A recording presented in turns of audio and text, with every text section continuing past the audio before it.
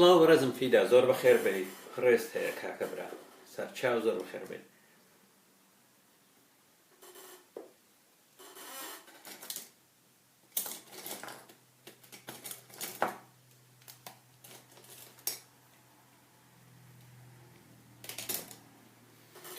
سەرچاو بەخێر بێن سەرچاو بەخێر بێی بەڕێزم دانی و هەروە بەڕێز ڕێبین و بەڕێزانی تریش بەخێر بن دوای تۆزیشتر بەرنامەکانمان دەست پێ دەکەن سەبارەت بە قورئان و ئەفسانەکانی میزۆپۆتامیا من کاتفی ئەو بابەتم پێشکەش کردیە بەڵام بە حکمی ئەوەی فەیسبووکە کۆنەکەم فەوتا لەلایەن سمێڵ قوتەکانەوە ئەو بابەتە دووبارە پێشکەش دەکەمەوە وەڕەنگ بێکەم تا زۆر تۆزێک جیاوازی هەبێ لەگەڵ ئەو بابەتی کەوا کاتی خۆی زیاتر لە ساڵێک بەردە ئێستا پێشکەشم کرد کەوا سفر تەکوین یاخود دروستکردن یاخود خەڵق کەوا قورئان ئاماژەی پێ دەکا لەکوێوە سەرچاوی گرتووە چۆن هاتووە و هەتا وەکو دوایی دێن قسە و باسی تێر و تەسەلی لەسەر دەکەین هەموو ئەو بەڕێزانش بەخێر بێن کاکیوا کاکیمداد و هەروە کاک دیاکۆ کاک نەوزاد و هەروە بەڕێزم نەجات هەموو لایەکتان بەخێر بن ئێستا ڤیدیۆیەکی سەیرم بینی ڕێزێک داینابووناوەکەیم لەبیر نەماوە کەوا سمێڵ قوتێک کامیرە دەجێڕێ پرسیار لە خەڵک دەکا قورئان چەند سوڕەتە فڕیان بەسەر هیچەوە نییە یەکەمیان نازانێ دووەمیان دەڵێ نەخوێندەوارم سێمیان دەڵێ بەیانیان یا نیوەڕۆیان یارە قورئانی بەیانیان و نیوەڕۆیانیش هەیە چوارەمیان دەڵێ بەخوای نازانم پێنجەمیان دەڵێ هەر نایزانم جا ئەوانە کەوا نەزانن لەگەڵ ڕێزم مەبەستم هەمویان نییە هەندێک لەو نەزانانە کەوا فڕیان بە جەمهوریەتەوە نییە گەوجێنراون و خۆیان گەوجن کاتێک ئێمە دێین باسی ئیسلام دەکەین دێن گوێن بە ئێمە دەدەن بەڕاستی دنیایەکی سەیر و سەمەرەیە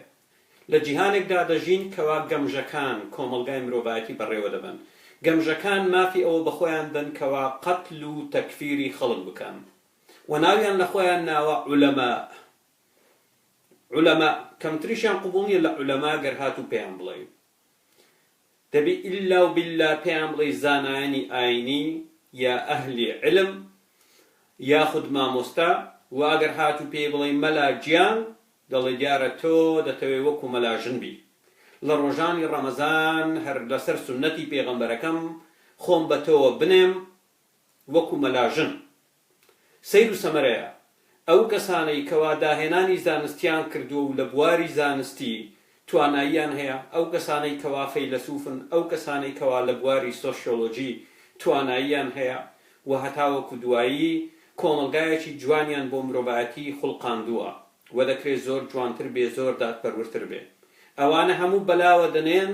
مەجموعە گەوجێک کەوا فڕیان بەسەر هیچەوە نییە ڕێزیان لێ دەگیرێ و بە ناوی عولەما ناویان دەبردرێ ئەگەر سات و سەیری مێژووی ئیسلام بکەی وەروەک دوێنێ لە بەشی پێنجەمی ئەو بەرنامەیە ئاماژەی زۆر بجوانی پێدەکا ئیسلام کۆمەلگای مرۆڤایەتی هەزارەها ساڵ بەرەو دواوە بردووە هەروەک ئیبن خەلدون ئاماژەی پێدەکا دەڵێ لە ڕێگای سووتاندنی پەرتووکەکانی پەرتووکخانەی ئەسکەندەرونە و لە ڕێگای سووتاندنی پەرتووخانەکانی ئێران لە سەردەمی عومەری کوڕی خەتاب لەلایەن سەعد بن ئەبی وەقاص و عومر بن ئەلعاس ئەو زۆڵە ئەو سەرکردە زۆڵانە کۆمەلگای مرۆیی هەزارەها ساڵ بەرەو دواوە ڕۆیشتن چکە خۆتان دەزانن بۆ نمونە مەکتەبەکانی ئەسکەندەرونە پڕی بوو لە زانست زۆرێک لەو زانستانە بۆ کۆمەلگای مرۆڤایەتی چەند هەزار ساڵی تری خایان بۆ ئەوەی جارێکتر دەستمان پێی بگاتەوە بگەینەوە ئاستە کۆنەی واروەها پەرتووخانەکانی ئێرانیش بە هەمان چەشن هاتوون ئەمڕۆکە بە ئێمە دەڵێن قورئانەکەمان هەموو زانستێکی تێدایە و ئەگەر هاتوو سەیری قورئانەکەیان بکەی لە یەکەم لاپەڕەوە بۆ دوا لاپەڕە کە من ڕەنگە هەزار جار خوێندبەوە بێجگە لە خورافە هیچی تری تێدا نییە و یەک فاکتی زانستی تێدا نییە من تەحەداتان دەکەم ئەگەر هاتوو یەک فاکتی زانستی لە قورئانەکەتان بێنن بڵێن ئەم فاکتە زانستیت لە قورئانە و هەر کەسێک کاتێک کەسێکی موسڵمان بووە لە سەردەمی عەباسیەکان کاتێک داهێنانی کردووە داهێنانەکەی لەوێوە سەرچاوی نەگرتووە کە پشتی بەست پێ بە قورئان بڵێ ئەم ئاەتە ئەڵڵا دەڵێتن لە 6 ڕۆژدا ئاسمانەکانمان دروست کرد و زەویمان دروست کرد دەکەواتە من با بچم لێکۆڵینەوەیەکی گەردونزانی با بکەم سیر بکەم بزانم یاخود حەفت ئاسمانمان هەیە بزانین حەفت لەو بابەتە بوونی نییە کە ئەوانە توانیویانە داهێنان بکەن لە سەردەمی عەباسیەکان کە بڕوایان بە قورئانەکەتان نەبووە وەکو ئەبوو بەکر ڕازی و خەوارزمی و ئیبن هەیثەم و عەباس بن فەرناس و ئیبن المقەفع و هەتا وەکو دوایی ئەوانە توانیویانە هەرچەند مرۆڤ لە ئاین دوور دەکەوێتەوە دەتوانی داهێنان بکە دەتوانی جوانتر بێت چەند لە ئاین نزیک دەکەوێتەوە مرۆڤێکی قێزەوەندتر و پیستری لێ دەرەچێت هەڵ لەبەر ئەوەش لێکۆڵینەوە زانستیەکان لە ئاستی دنیا سەلماندوویانە ئەو مناڵەی کەوا دایک و باوچیان لادینین یاخود ئاتستن ئەو مناڵانە پلەی ژیریان زۆر لەسەرەوەترا لە چاو ئەو مناڵانەی کە دایک و باوچیان کەسانی دیندارن و لە ناو بەدینەکانیش موسڵمانەکان لە ژێرەوەی هەموو کۆمەلگای مرۆڤایەتین چکە مناڵەکانیان لەسەر بنەمای خوڕافە پەروەردە دەکەن کوڕم کاتێک دەچی بۆ توالێت بە قاچی چەپەت بڕۆ بۆ باوەجیان چکە ئەگەر نا شەیتان لەگەڵ دێتە ژوورە و سەیری گەڵ و گونت دەکا جنۆکەی نێرینە و مینە دێنە ژوورە و سەیری گەڵ و گونت دەکەن و ئەگەر هاتی دەرەوە بە قاچی ڕاستە دووەرە دەرەوە چونکە خوددا چیت پێتدا پاداشت پێتدا ئەگەر نان خوار بەدەستی ڕاستت بخۆ بەدەستی چەپە مەخۆ چکە شەیتان لەگەڵ دەخوا شەیتان لەگەڵ بخوا خواردنەکە زوو تاوە دەبی کوڕم ئاوا مەکە چکە دواتر ئازاری گۆڕ دەدرێت کوڕم ئاوا مەکە چکە لە جەهەنەم خوددا دەچوتێنێ ئاگادار بە شەوانە جنۆکە هەیە دوور مەکەوە سەیرە تەمەنم گەیشت بۆ 12 ساڵ نەدەوێرام شەوانە لە ماڵەوە لە ژوورەکەی خۆمەوە میزمدا تاوەکو بەیانی کەوا بچم بۆ ئاو دەستەکەمان چکە خانووەکەمان شەرقی بوو بە تایبەتی لە زستانان چکە دەنجی پشیلە و ئەو شتانە دەهات لەگەڵ هەورە تریشقە و هەتا وەکو دوایی دەترساین کەوا بچین بۆ توالێتەکە میز بکەین لە شەودا لەگەڵ براگەورەکەم بەیەکەوە بووین لە یەک ژوور جارەوە بوو فکرەمان بۆ داهێنان جارێکیان بە براکەم گوتم دەزانی من فکرێکی زۆر باشم هەیە گوتی چییە گوتم ئەگەر ئێستا سۆندەک هەبیتن شەوانە لە دیوی ژوورەوەی پەنجەرەکە دابنین ڕحەتی نەوتی ئەوە بخەینە سەر میزی تێ بکەین سەری سۆندەکە بچی بۆ ناو ئاودەستەکە و ناو ئاودەستەکە میزەکە بێتە دەرەوە تێدەگەی بێتە دەرەوە ئاوا بەڕادەیەک ئێمەیان ترساندە بوو کە بێوێ نەبوو جا ئەو مناڵانە ناتوانن داهێنان بکەن هەرگیز ناتوانن تاکێکی سەرکەوتووی یان لێ دەربچێ بۆ کۆمەلگا بەجددی من گاڵتە ناکەم کاتێک بۆ قسانە دەکەم گاڵتە ناکەم یعنی سیر بوو لەسەر بنەمای ترس شتی قۆڕ بێمانە و ئیسلام هەمووی لەسەر ئەم بنەمایەیە پێغەمبەرەکەیان چی کردی ئەمڕۆکە بۆمان دەیجێڕنەوە و کردویانە بە سونەت بابی بابم پێغەمبەرەکەت سابوونی نەبوو کاتێک بە دەستی چەپ بەسێ بەر قنجی خاوین دەکردەوە سابوونی نەبوو لەبەرەوە گوتی دەستی چەپ شەیتان پێی دەخوا خواردنی پێمەخۆن بە دەستی ڕاستە بخۆن ئەمڕۆ هاتون ئێوە ئەوەتان کردیە بە سونەت سەیرە محەممەد لەبەر ئەوەی لە دورگەی عەرەبی سابوون و ئاو نەبووە کاتە گویان کردووە تەنها بەدەستی چەپ گوتی خۆتان پاک بکەنەوە بۆی دەستی ڕاستە بۆ دەم و خواردن بێ ئەمڕۆ هاتون ئێوە ئەوەتان کردووە بەچی بە سونەت سەیرە پارەیان نەبووە جل بکڕن لەبەر گەرما دەرپێی ژێرەوەیان لەبەر نەکردیە ئەو ڕۆکە هاتوونە هەرچی شەرواڵی کوردی دەکەن هەتا سەر نیوەی لاقتان دەهێنن چی ئەمە سونەتی پێغەمبەر بووە گەوجینە بابی بابم بۆچی خەتەنە دەکەی سونەتی پێغەمبەر بووە ئێ باشە پێغەمبەرەکەت کامە لە کامە فەرموودە و حەدیثدا پێمان دەڵێ محەممەد خەتەنە کراوە ئەبوو بەکر خەتەنە کراوە عومەر خەتەنە کراوە عەلی خەتەنە کراوە عوثمان خەتەنە کراوە شتی لەو بابەتە بوونی نەبووە بۆچی سونەتێکی خوددایە ئەوە ئەمڕۆ ڤیدیۆیەکم دابەزان کەوا سامی ئەذەیب کەوا کەسێکە پسپۆرە لە بواری قورئان و ئاینە ئیبراهیمیەکان قسە لەسەر دەکات دەڵێتم بەڕاستی سەیرە سمێڵ قوتەکان نازانن بۆچی بەڵام مۆزوعەکە لە نێوان ئیبراهیم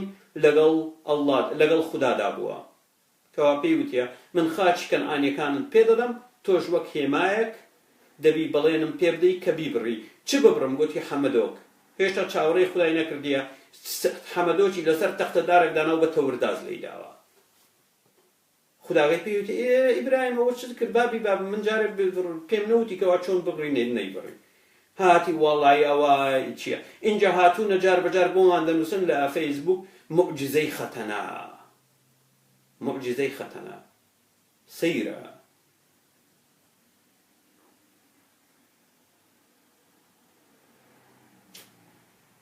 اینجا لەسەر ئەوەی کە ئەو ڕاستیانە دەین پێیان دەڵێن گوێنمان پێ بدەن سەیر و سەمەرەکە لەوەیدا گوێ دێن گوێنمان پێ بدەن دەڵێن پێغەمبەرەکەت ئاوای گوتی لە فەرموو دێ گوێن دەدا کەچی مەلایەک پێی دەڵێت دەست دەکا بە شیرەشیر لە مزگەوت تەکبیر دەکا و دەڵێ ئەڵڵاهو ئەکبەر سەیرە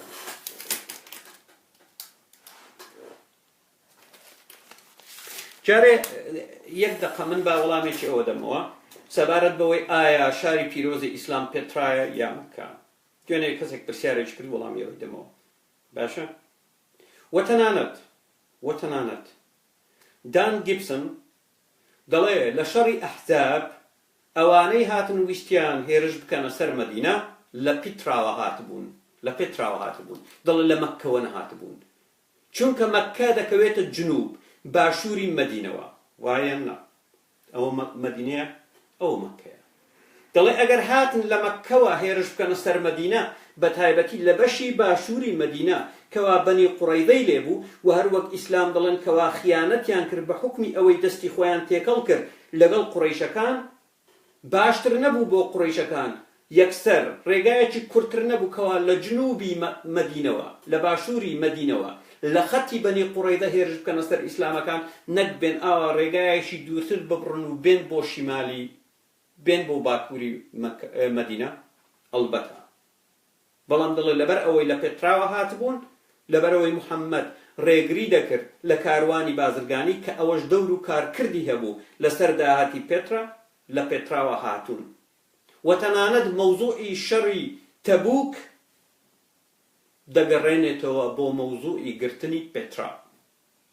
پێترا ئازادکرا بوو بێزەڵتینیەکان هاتن دواتر دەست بەرداری پێترا بوون بۆ زانیاریتان ئەوانە هەمووی بەڵگەی زۆر ڕوونی تێدایە بۆ کەسێک کە بیەوێتن دۆزیشی لابێ و بیەوێ بیر بکاتەوە ئەو بەڵگەیە بەسە کە سەتاسەتی ئەو مزگەوتانی تا ئێستا ماونەتەوە هەموویان لە یەکەم سەد ساڵی یەکەمی دوای دروستبوونی دەوڵەتی ئیسلامی واتە لە شەڕی بەدرەوە تا وەکو 100 ساڵ دواتر هەمووی ڕویان لە پێترا بووە هەمووی ئاوەڕویان لە پێترا بووە باشە ئەمە بەڵگەیەکی کافیە 100 ساڵی دووەم جۆرێک وەک دەڵێ کۆنفیوژن ڕوویداوە هەندێکیان لە مەککە بووە هەندێکیان لە پێترا بووە هەندێکیان لەو نێوەندەی بووە یەک مزگەوت نەبووە بە ئاراستەی قودس بێت مەوزوعەکە زۆر ڕوونە بەڵام ئێوە ناتانەوێت تێبگەن ئێوە دەتانەوێت کڕنۆش ببن بۆ چواردیوارێکی بۆش کە بەردێشی ڕەشی لەسەرە و پێتان وایە ئەمە جۆرێکە لە یەکتایی و خوداپەرستی نەخێر ئەمە کوفرە هەروەک چۆن مشتریکەکان کاتی خۆی کردویانە و بتیان پەرستیە ئێوە دێن هەمان حاڵەت دووبارە دەکەنەوە وەلا ئەو ئەشکەوتەی پێترا کە موحەممەد بۆ نمونە گوایە وەحی بۆ دابەزاندووە وێنەی خودایەک نیشان دەدا لە شێوەی هیلالە هیلال لە ئیسلامدا خۆتان نزان پیرۆزە و لەسەرەوەی مزگەوتەکانە لەسەرەوەی زۆر بەڵگا هەیە ئەو بەڵگانەی ئاماژەی پێدەکا کورتە نامیلکەیەکیشی نووسی و لە کۆتایی پەرتوکەی چ لاپەڕەیە من هەوڵ دەدەم بۆتان وەربژێڕم بۆ سەر زمانی کوردی و من نازانم چێ لە کوردستانە دەوێت بە چاپی بگەینی من سوپاسی دەکەم حتا ئەگەر بێ بەناوی خۆشی بڵاوی کاتەوە من هیچ مشکلەیەکم نییە تا ئەو ڕادەیە دەنووسن لەسەر نامیلکەکە وەرجێڕانی مەلا عەبدولمەکار عەبدولمنتەقیم باشە بەندەی تەڵەکەبازی بەندەی تۆڵە سێنەر بنووسن لەسەر نامیلکە کورد عاقڵ نابێ باشە عەبدولجنس اللەطیف بۆمان باسی کوردایەتی ڕەسەن دەکا سەیرە کوردایەتی ڕەسەن لەگەڵ ئیسلام بەیەکەوە بەکەیت خۆیان حەڵاڵ حەرام دەکەن و حەرام حەڵاڵ دەکەن ئەسڵن لە ڕوانگەی ئیسلامەوە پێتان بڵێم دابرانی هەر نەتەوەیەک لە نەتەوەیەکی عەرەب حەرامە هەر لەبەرەوەش عەبدولجنس اللەطیف نایەتن لە ڕوانگەی ئیسلامیەوە فتواگەی دەربکە بڵێ لە ڕوانگەی ئیسلامەوە هەر کەسێک بەشداری ئەم ڕاپرسیەنەکە ئەوە بۆ نمونە کافر دەبێ یا تەلاقی دەکەوێ یا خود دینەر شتێکی لەو بابەتە نایەتن خۆی لە مەسائیلی ئاینی دەزانی چونکە لە ڕوانگەی ئاینەکەی هەر جیابوونەوەک لە وڵاتێکی عەرەبی بەمانای لاوازبوونی عەرەبە لاوازبوونی عەرەب بەمانای لاوازبوونی ئیسلامە لەبەرەوە هاتی لە منتەڵەقی کوردایەتی دەیەوێت قسەی بکات کەسێک نەیناسی دەڵێ ماشەڵڵا ماندبوونی بینیوە بە کوردایەتی و زەحمەتی زۆری کێشاوە و پێشمەرگایەتی کردووە و شەو نخوونی کردووە سەرچاو بەخێر بن دابین بۆ سەر بابەتی ئەمڕۆمان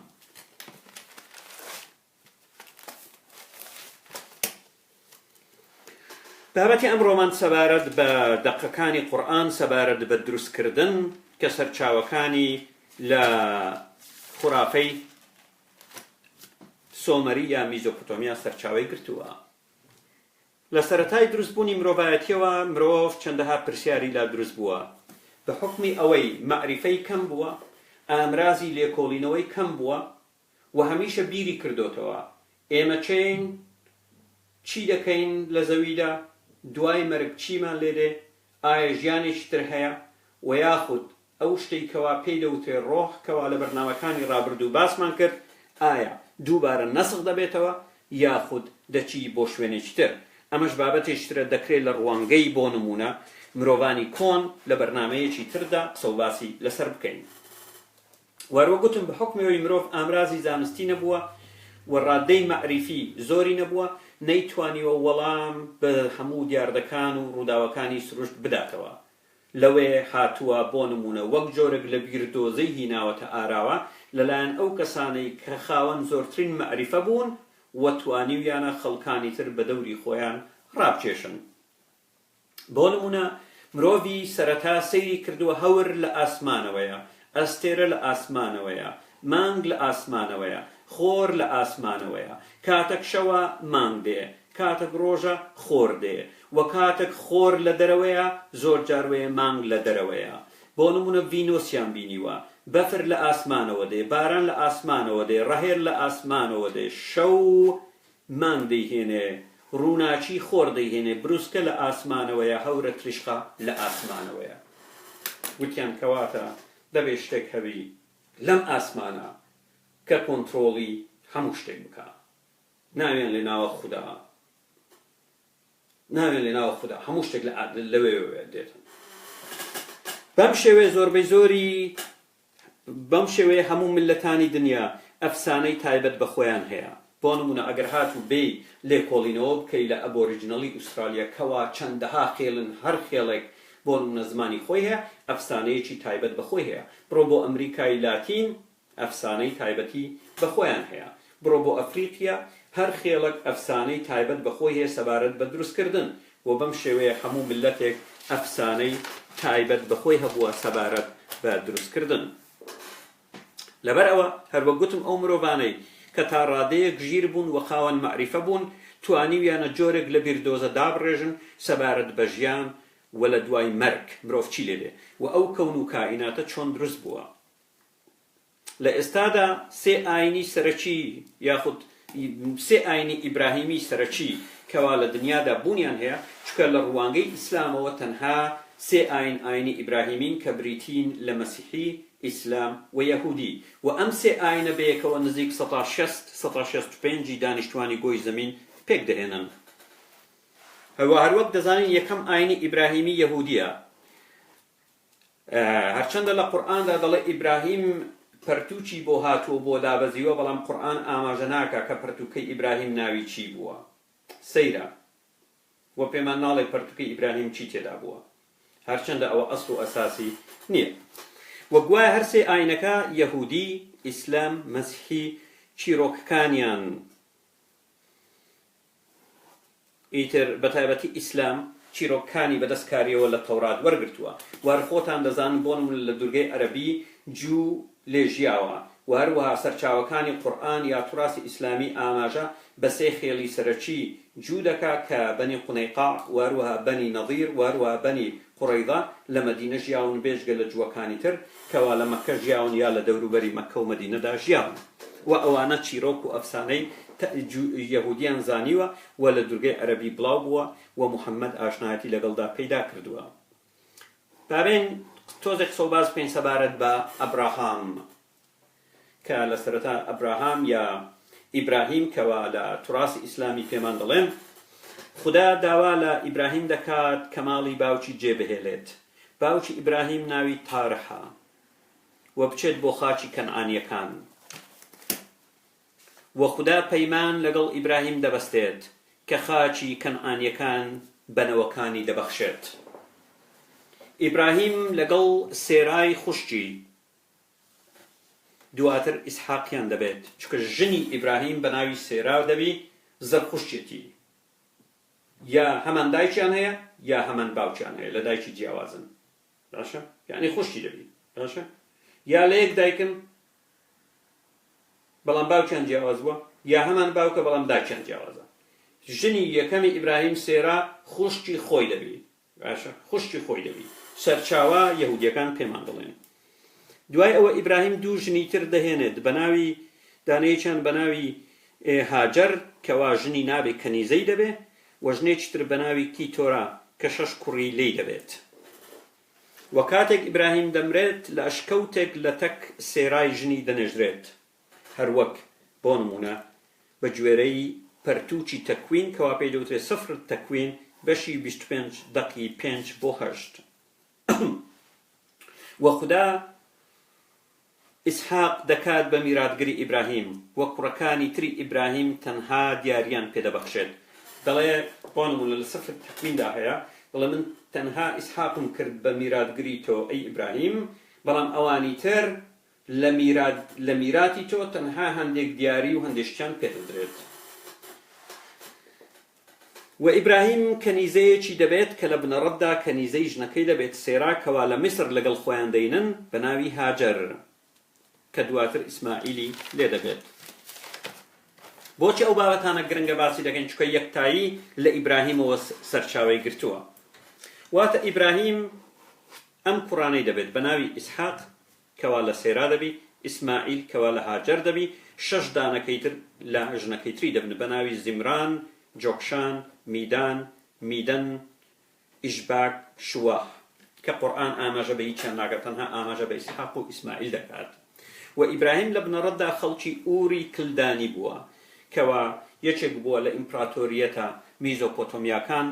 لەو شوێنەی کەوا پێی دەوتە عێراق یا لە جنوبی عێراق.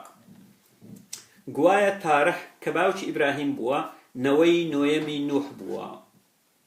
و تارح 3 کوڕی دەبێت دانەیەکیان بە ناوی ئیبراهیم دانەیەکیان بە ناوی تەخور دانەیەکیان بە ناوی هاران باوکی لوت دەبێت. لوت کەوا یەکێکە لەو پێغەمبەرانەی کەوا گوایە ئەڵڵا شارەکەی بەردومان دەکات لەبەرەوەی کاری هاوڕەگەزبازی دەکەن. ئەوەیە بە گوێرەی سەرچاوەکانی یەهودی کەوا کۆنترە لە ئیسلام خۆتان دەزانن باوکی ئیبراهیم بە ناوی تارح و ئیبراهیم و سێرا و لوت ئور بەجێدێڵن ینی تارحشیان لەگەڵا بەڵام بە گوێرەی چیرۆکانی قورئان تارح بتپەرست بووە و ئیبراهیم گوایە تارح باوکی ئیبراهیم هەرچەندە قورئان ئاماژە باوکی ناکە کە گوایە کەسێکی بتپەرست بووە و پەیکەرتاشی بتەکانی کردووە و ئیبراهیمی لەسەر دوکانەکەی داناوە و ئیبراهیم دەست دەکات بە شکاندنی بتەکان و هەروەها ڕۆژێک دەیگرن ئیبراهیم چکە ئیهانە و سوکایەتی بە بتەکان کردووە دەیانەوێ بیخەنە ناو ئاگرەوە کاتێک دەیفڕیدنە ناو ئاگرەوە ئەڵڵا بە ئاگرەکە دەڵێ ئەی ئاگر ئەی پەقرەچ وەکو ڕەجەب ئەی پەقرەچ گۆشتم دەوێ گۆشت خوداش بە ئاگر دەڵێ ئەی ئاگر سارد بەرەوە ئازاری ئیبراهیم مەدا. و گوایە لێرەدا بۆ نمونە بۆق دەچی لەناو دەمی ئاو دێنی فو دەکاتە ئاگرەکەی لەسەر ئاگرەکەیدا دەکات بەڵام مارمێلکە دەچی فوی لێ دەکات دەڵێ بۆی ئیبراهیم بستێ. هەر لەبەرەوە بۆ نمونە لە ئیسلامدا مارمێلکە ئاژەڵێکی شەیطانیە و بە کوشتنی حەسەنە وەردەگری. لێدانی یەکەم وەبزەم 100 خاڵە و لێدانی دووەم 70 خاڵە و لێدانی سێیەم 50 خاڵە یعنی پلەیستیشن. بەڵام بە پێی سەرچاوە یەهودیەکان نەخێر تارح باوکی ئیبراهیم ئەو کەسە نەبووە بەڵکو لەگەڵ ئیبراهیم و سێرا و لوت بەڕێوە دەکەون بچن بۆ خاچی کەنعانیەکان ئور بەجێدێڵن و دەڕۆن بۆ خاچی کەنعانیەکان و لە شوێنێک نیشتە جێ دەبن بە ناوی حەران. منتیقەی حەران یاخود حەرانیەکان ئەوانە وەکو خەڵکی سائیبەی مندائین کە خودایمان گیان پەرستووە بە ناوی سین و ساڵانە 29 ڕۆژ وەکو ئیسلام مانگێکیان هەبووە زۆر پێش ئیسلام بوو ئەوە باسی دەکەین 2000 ساڵ پێش زاینە مانگێکیان هەبووە بە ناوی مانگی ڕەمەزان کە لە بەرە بەیانەوە تاوەکو خۆر ئاوەبوون بە ڕۆژوو دەبوون و پیاوە هەرە بە دینەکانیان خۆزگە مەلاکانی ئێمەش وا بووینارە نەک تەنها لە خواردنەوە و خواردن بە ڕۆژی دەبوون بەڵکو لە قسەکردنیش قسەیان نەدەکرد لە خۆر هەڵاتەوە بۆ خۆر ئاوەبوون قسەیان نەدەکرد نەک تەنها خواردن و خواردنەوە و پێیان گوتێ مانگی ڕەمەزان ئەمە وەک ڕێزێک بۆ مانگی بۆ مانگ بۆ خودای مانگ بۆ خودای مانگ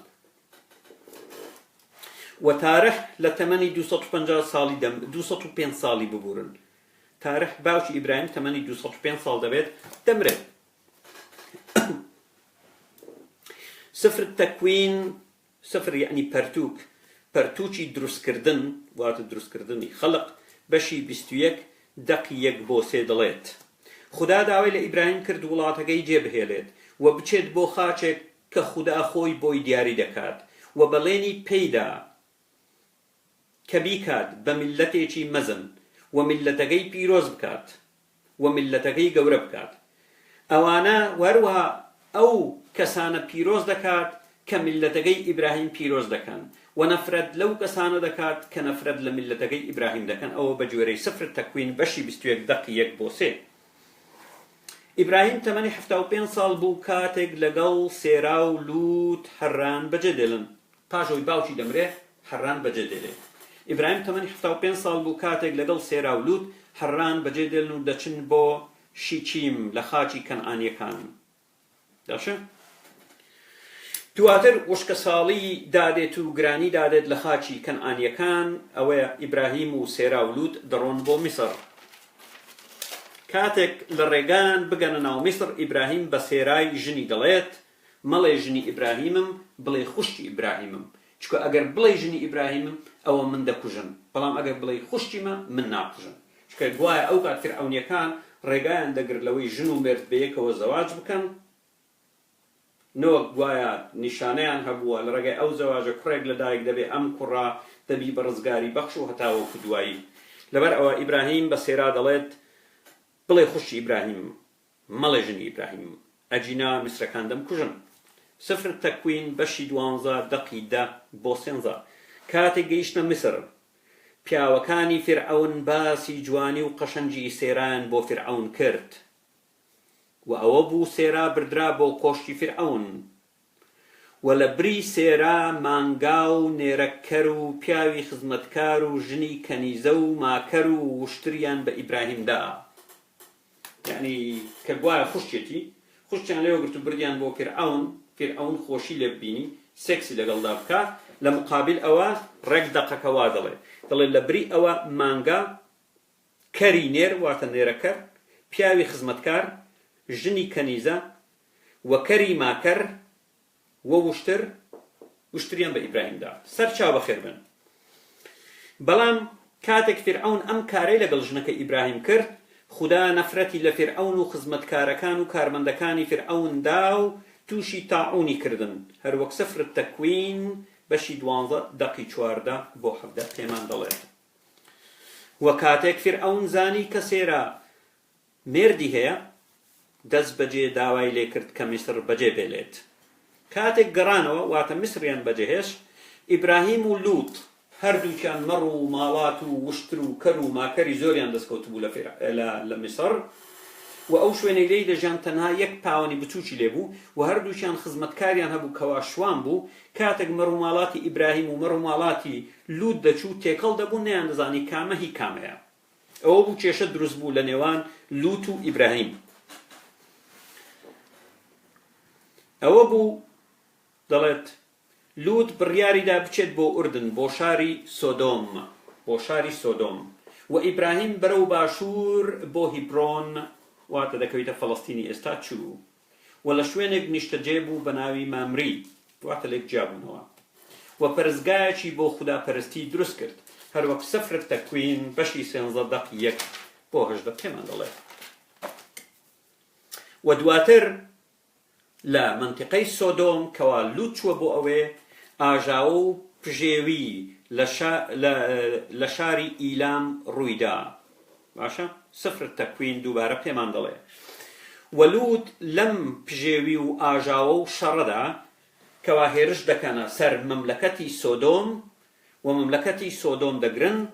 لوت بەدیل دەگیرێ لەلایەن هێزی ئیلامیەکانەوە.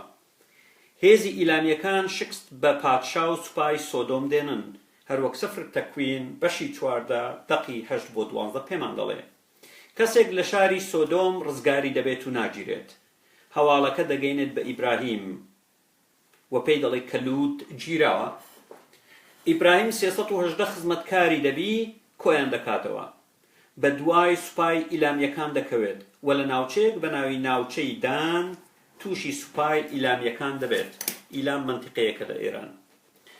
و ئیبراهیم سوپاکەی ئیلام تێک دەشتێنێت. ماشەڵڵا بە 318 پیا و یەک سوپای ئیلامی تێک دەشتێنێت. مهمە بە 318 خزمەتکار ئیبراهیم سوپای ئیلامیەکان تێک دەشتێنێت و پادشای ئیلام بە ناوی چیدۆر دەکوژێت کە ئەو پاشایە لە باشووری دیمەشق دەبێت. سەرچاو بەخێر بن و لوت ئازاد دەکات. لە کاتی گەڕانەوەی ئیبراهیم بەسەرکەوتووی، پادشای سۆدۆم و پاشای ناوچەیەکتر بە ناوی ناوچەی سلیم دێن بۆ پێشوازی ئیبراهیم و هەروەها ڕەحبانێک دێت کە ڕەحبانی خودای مەزنترینە، واتە ڕەحبانی خودای ئەڵڵاهو ئەکبەرە. چی دێنێ ئەو ڕەحبانە؟ نان و شەراب دێنێت بۆ ئیبراهیم بۆ ئەوەی ئیبراهیم و خوداکەی تەبریک بکات ببۆنێ ئەو سەرکەوتنە. و ئیبراهیم یەک لە دەی دەستکەوتەکانی بە پادشای سەلیم دەدات، واتە دەستکەوتیشی هەبوو لەو شەڕی ئیبراهیم. لەوەیان سەتا بیز نییە وەک محەممەد و ئەڵڵا، ئیبراهیم تەنها سەتاددا بۆ نمونە دەدا بە پادشای ئەو شوێنە. ئیبراهیم و خودا هەروەک پێشوو ئاماژەمان پێکرد، ئیبراهیم بە قسەی خوداکەی دەکا لەگەڵ باوکی و ژنی و لوت ئور جێدێڵن. ئیبراهیم خەون دەبینێت و گوێی لە دەنجی خوددا دەبێت. ڕؤیا چی دەڵێ خوددا؟ خوددا بە بەردەوامی یەک قسە دووپات دەکاتەوە و بەڵێن بە ئیبراهیم دەدات کە خاچی بەناو بکات و هەروەها دەڵێت ئیبراهیم 90 پێدەبەخشم کە ژمارەیان بەقەد ژمارەی ئەستێرەکان بن. ئەوە لە ڕؤیا کە ئەڵڵا گوێی لە دەنجێک دەبی لە خەون کە ئەڵڵایە یا خودایە قسەی لەگەڵ دەکا، بڵێ من خاچێکت بەناو دەکەم و هەروەها تا ژمارەیەک 90 پێدەبەخشم کە ژمارەکەیان بەقەد ژمارەی ئەستێرەکانە. ئیبراهیم بەم بۆنەوێ ئاهەنگی جێڕا، یەک خاچی بەناو دەکرێ، دوو نەوەی دەبێت چکە تا ئەو کات مناڵی نەبوو. بەڵام لە هەمان کاتدا خوددا بە ئیبراهیمی گوت کە نەوەکانی داهاتووی لە میسر دەست بەسەر دەبن و خوددا باسی ئەم خاکەی کرد کە بە نەوەکانی ئیبراهیم دەدات و دەڵێت. ئەمە دەقەکەیەتی کەوا لە سفر تەکوین بەشی 15 دەقی 18 بۆ 21 بە عەرەبیەکەی دەخوێنەوە چکە کوردیمان نییە. دڵتن ئەوە کاتێک لەگەڵ ئیبراهیم قسە دەکاتن. في ذلك اليوم قطع الرب مع أبرام ميثاقا قائلا لنسلك أعطي هذه الأرض من نهر مصر إلى نهر الكبير نهر الفرات، القينقيين والقنزيين والقدمونيين والحثيين والفرذيين والرفائيين والأموريين والكنعانيين والجرجاشيين واليبوسيين. دڵێ هەموو ئەو خاکانە بەناویتو. ئەم دەقەمانەی چییە؟ دڵێ لەم ڕۆژەدا خوددا پەیمانی لەگەڵ ئیبراهیم بەست و خوددا گوتی بۆنەوەکانی تۆ ئەم زەویەت پێدەبەخشم کە دەکەوێتە نێوان ڕووباری میسر واتە نیل بۆ ڕووباری گەورە کە فوراتە. قورئانی شەمان قسە دەکا، واتە بە گوێرەی قورئان و بە گوێرەی تەورات دەبی لە ڕووباری نیل بۆ ڕووباری فورات بۆ بەنی ئیسرائیل بێ، من نیل إلى الفرات. هەم تەورات ئاماژەی پێ دەکا و هەم قورئانەکەی محەممەدیش ئاماژەی پێدەکا. جا من نازانم ئێوە ئەمڕۆ هاتوون قسەی قۆڕ و بێمانا دەکەن و فەڵەستین و ئیسلامی و قوبە سەغرا و نازانم لە چیتانە خۆ قورئانەکەتان ئەتراف دەکا. من بابەتم داناوە لە ڕابردوو لەسەری قورئانەکەتان دانی پێدادنێ و تەورات دانی پێدادنێ. ئێوە مەمنون بن کەوا ئێستا کە ئیسرائیل بەشێک لە خاکی سعودیا و بەشێک لە خاکی مسر و هەموو بەشێک لە لوبنان و بەشێک لە سووریا و بەشێک لە ئوردن کەوا ناڵێتن ئەوانە بە گوێرەی دەقەکانی قورئان خاچی منن سەرچاو بەخێر بن، زۆر بەخێر بن. هەر زۆر بەڕوونی دیارە لەم ڕۆژەدا خوددا پەیمانی لەگەڵ ئیبراهیم بڕاندەوە، گوتی بۆ نەسلەکانی تۆ بۆ نەوەکانی تۆ ئەم خاکە لە ڕووباری مصر کەوانی لە بۆ ڕووباری گەورە نەهر الفورات بە ناوی ئێوەیە بۆ نەسلەکانی تۆیە و ئاماژەی بە هەموو منتیقەکانیش کردیەکەوە دە منتیقەیە وەخینمەوە: القینین، القنزین، القدمونین، الحثین، الفەرزین، الرەڤائیین وهداوە بدوایی و لە دەرەوەی فرات بۆ باقی والباقی للأكراد من النيل إلى الفرات والباقي للأكراد. ئێستا ئێوە چین هاتون ڕۆژانە فەڵەستین تێرەگەی خۆتان تەسلیم بە عەقڵیەتێکی فاشیزمی عەرەبی کردووە. ئەسڵەن بارودۆخی فەڵەستینیەکان لەژێر دەسەڵاتی ئیسرائیل زۆر محتەرەمترە لەوەی کەوا عەرەبێک لەژێر دەسەڵاتی عەرەبی ئیسلامی دەژی. مەوزوعەکە برایەوە. ئەگەر تەکفیریش بە قورئانەکەتان دەکەن ئەوە مەوزوعێکی ترە. هاجەر، مەوزوع ئیبراهیم و هاجەر. هاجەر گوایە دایکی ئیسماعیلە. ئیبراهیم گوتی ئەڵڵا لە ڕوئیاکەم پێیوتم بەقەد ژمارەی ئەستێرەکانی ئاسمان نەوەم پێدەبەخشێ، بەڵام من وا پیر بووم و مناڵم نییە، کوڕم نییە، هەر مناڵی نەبوو. وتی ئەمە چۆن دەبێت؟ تا ئێستا مناڵم نییە،